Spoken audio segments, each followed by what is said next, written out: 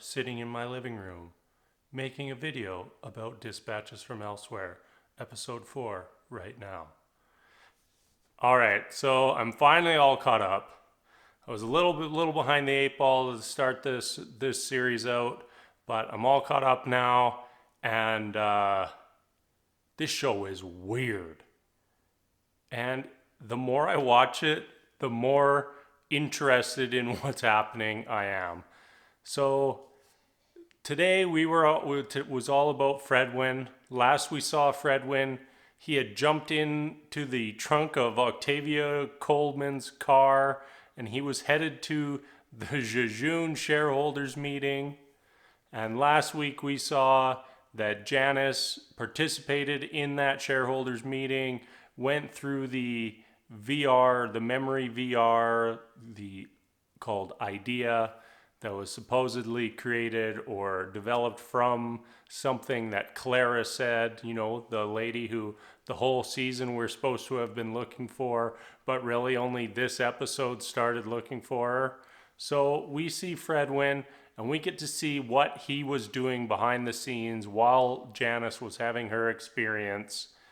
And we start to finally see the whole game, or the Elsewhere society, whatever you want to call this thing.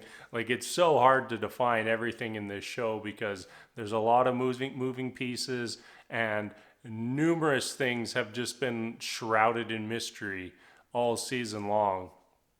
So there few big things that Fredwynn discovered was he saw the lady hand Octavia the piece of paper, which Janice then stole. And on that piece of paper was a list of names, and Janice was one of the names. And the general idea was that whoever's name he picked from that list, they would have the VR presentation ready for that person to relive one of their memories.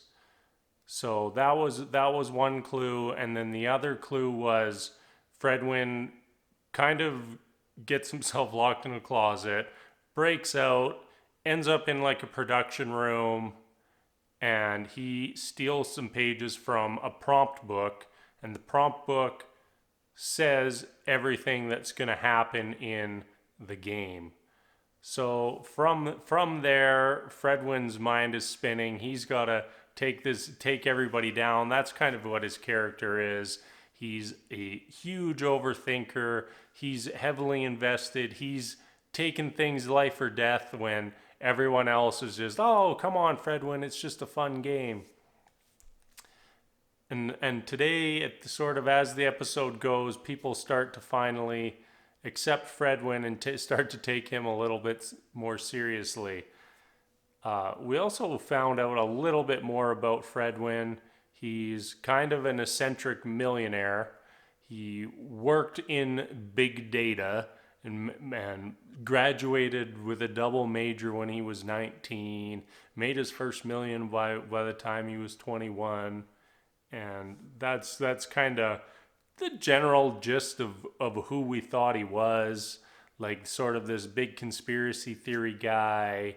And then we kind of learn, like, yeah, he is kind of that guy. He's very obsessive, has this ultra obsessive personality, gets super sucked into everything that's going on, especially in this game. But he doesn't just want to play the game. He wants to beat the game, expose the game. And it is all of those things that help lead the team of Peter, Simone, Janice, and Fredwynn to find Clara at the end of this episode. We also got to see a little bit more with Janice and her husband Lev, and how we learned that he had a stroke, and that's why he's bedridden and unresponsive, just living life in a coma, and Janice is there looking after him.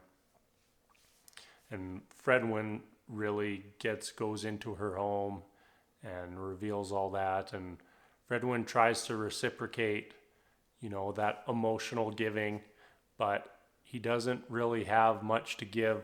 The best he can do is say, I was once in a heterosexual relationship for 3 weeks. So today was kind of the culmination of our first four little storylines.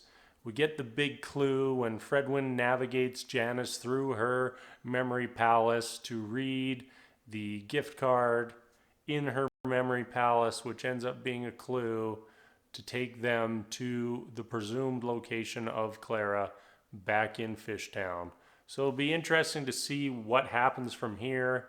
I'm going to assume that next week we, because every episode so far has been named after the character that it follows. So we've gone through our four main characters. Next week we don't really have a character, so I'm not sure if they'll just leave that behind or possibly we get a full glimpse into Clara, what she's been doing, who she is, which would be kind of cool and probably really illuminate some paths on where this show is actually going, because as I said before, this show is weird. I will say I very much enjoyed episodes 3 and 4. That's the one that followed Janice and Fredwynn much more than the first two with Peter and Simone. And I don't know if that was just having more information to watch the show with, or just that they're just better characters. And I mean, it's Sally Field. Like she's amazing. She's an unreal actor. It's awesome to watch her in anything. So to get more of a glimpse into her character and see her more on screen is always a good thing. All right, so we're all caught up. I will do my best to stay up to date on dispatches from elsewhere for the duration of the season. And as always, thank you so much for watching, and I will see you later.